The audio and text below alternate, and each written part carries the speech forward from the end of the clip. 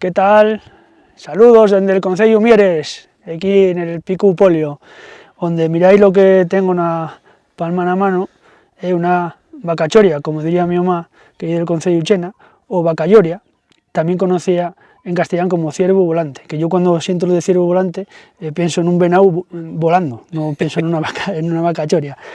Lo primero, non se maltrata ningún tipo de animal nes fartures, topemos el insecto de esta manera y entonces garrelu para explicar una cosa que tiene que ver con el agüellamiento o digamos el mal, ¿no? Que es como amuleto.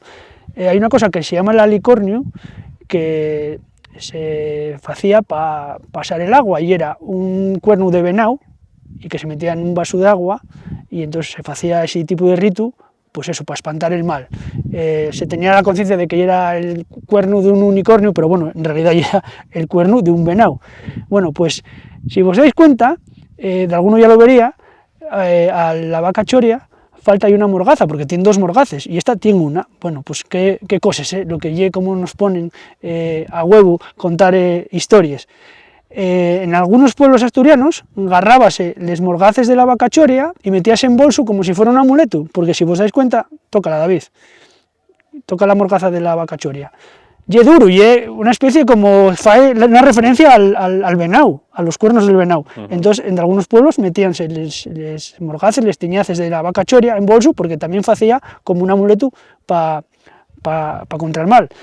Nombre científico de la vaca choria, Lucanus cervus, entonces que la verdad es que se asusta mucho al nombre en castellano de ciervo volante, que como os digo, pues yo tengo como otra referencia.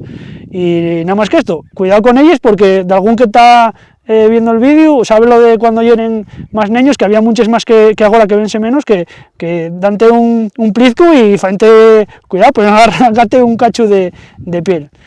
Y más nada, vamos a desear que descanse los restos de la vaca choria aquí en la naturaleza, en el Concello Mieres. Aquí va a quedar, para que después siga el curso que tenga que seguir.